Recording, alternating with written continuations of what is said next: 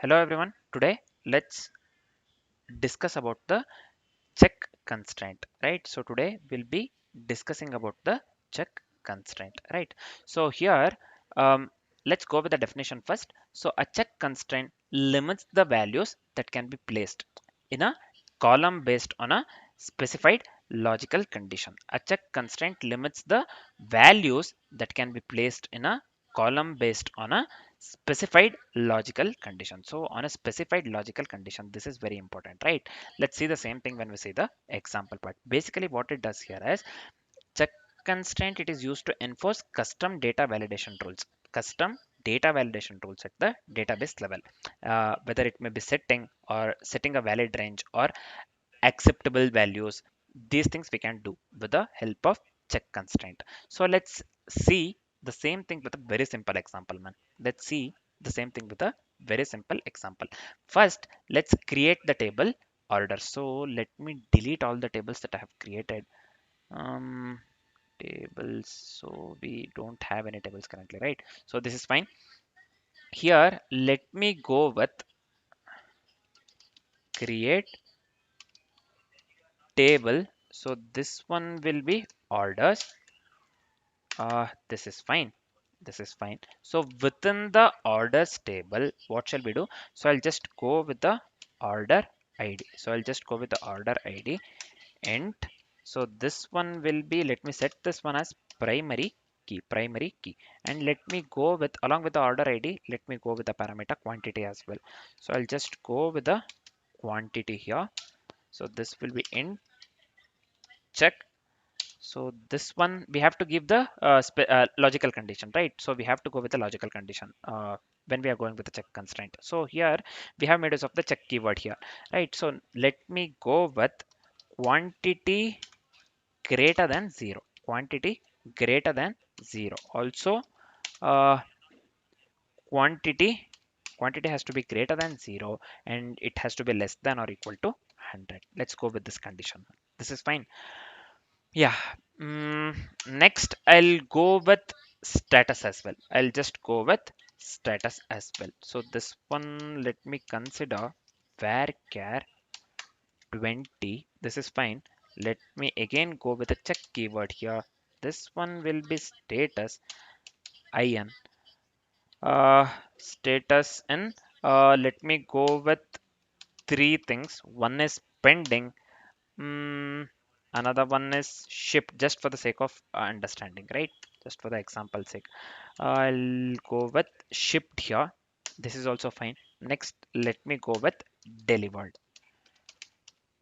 Delivered. This is fine. So let me close this one. Yeah. So we are done with the query. It's a simple, very simple query, right? So now let's go with the valid insert and also let's go with the invalid insert.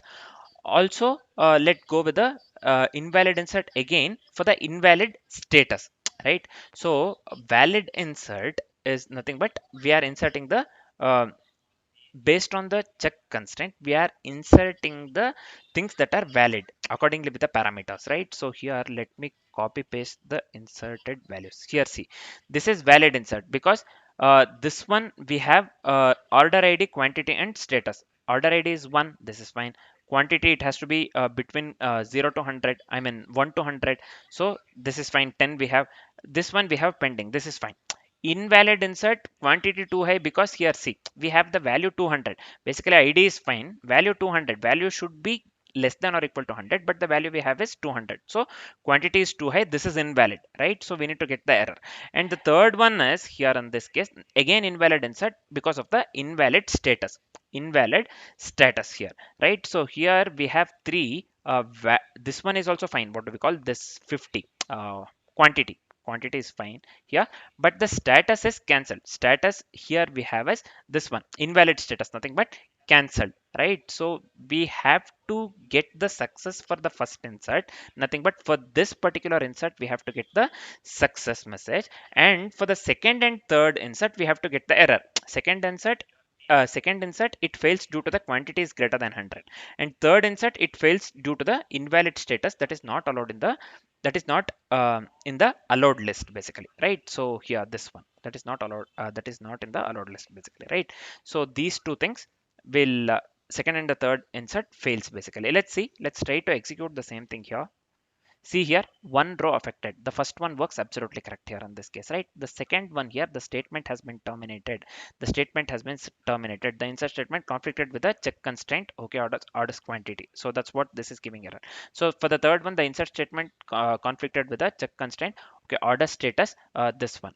Uh, cancelled, right? So we don't have the cancelled status at all, man, here, right? So we have only three status. One is pending, shipped, and delivered. We don't have this one, so that is the reason third one, for the third one also we are getting the error, right? So the statement has been terminated for last two, and the first one works absolutely correct. First one works absolutely correct. I hope the check constraint part is completely clear, right? So the topic is completely clear, right? So in simple terms, check constraints basically it enforces the business rules by allowing only specific values or the ranges. So it prevents the invalid data entry. It prevents the invalid data entry. Just keep this in mind, right? I hope this part is completely clear, right? I hope the check constraint topic is completely clear. Next, we will be discussing about the indexes and next we'll be discussing about the indexes. For now, this is it. Thanks for watching, guys.